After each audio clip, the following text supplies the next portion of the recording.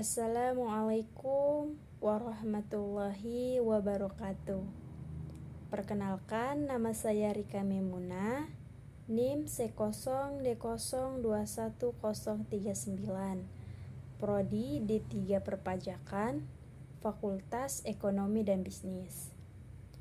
Di sini saya akan mempresentasikan hasil PPT yang saya buat, yang berjudul Konsep Penghasilan dalam Akuntansi Perpajakan.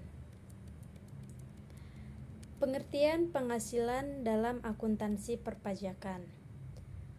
Pengertian penghasilan atau income adalah jumlah uang yang didapat dari hasil penjualan dalam jangka waktu tertentu yang telah dikurangi dengan harga pokok penjualan atau HPP, beban dan biaya-biaya lainnya. Penghasilan atau income lebih menitik beratkan pada pengertian pendapatan bersih atau net income.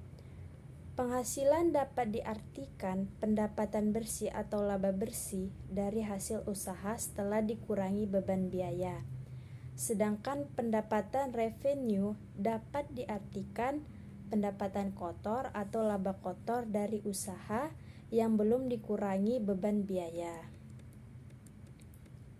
Selanjutnya, klasifikasi penghasilan dalam akuntansi perpajakan. Yang pertama, penggantian atau timbalan berkenaan dengan pekerjaan atau jasa yang diterima atau diperoleh. Yang kedua, hadiah dari undian, pekerjaan, kegiatan atau penghargaan. Yang ketiga, laba usaha. Yang keempat, keuntungan karena penjualan atau karena pengalihan harta.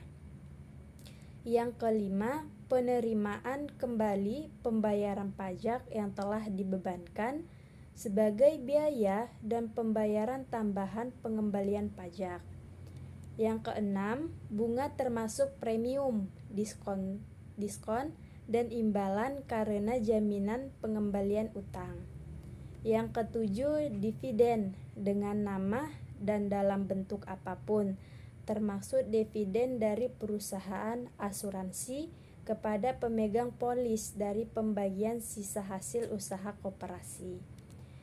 Selanjutnya yang kedelapan, royalti atau imbalan atas pengguna hak. Yang kesembilan, sewa dan penghasilan lain sehubungan dengan penggunaan harta. Yang kesepuluh, penerimaan atas perolehan pembayaran berkala. Yang kesebelas, keuntungan karena pembebasan utang, kecuali sampai dengan jumlah tertentu yang diterpakan dengan peraturan pemerintahan. Selanjutnya yang ke-12, keuntungan selisih kur mata uang asing.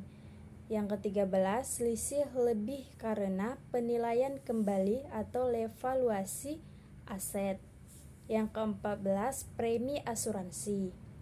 Yang ke-15, iuran yang diterima atau diperoleh perkumpulan dari anggotanya yang terdiri dari wajib pajak yang menjalankan usaha atau pekerjaan bebas.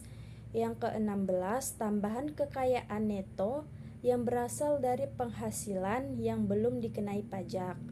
Yang ke-17, penghasilan dari usaha yang berbasis syariah. Yang ke-18, imbalan bunga. Dan yang terakhir, surplus Bank Indonesia. Selanjutnya, tujuan penghasilan dalam akuntansi perpajakan. Sebuah perusahaan selalu beroperasi dengan tujuan mendapatkan penghasilan lebih atau laba yang maksimal. Hal ini bertujuan untuk memberikan hasil yang memuaskan kepada seluruh stakeholders perusahaan seperti konsumen, karyawan, manajemen, hingga para pemegang saham. Selanjutnya, cara menghitung penghasilan dalam akuntansi perpajakan.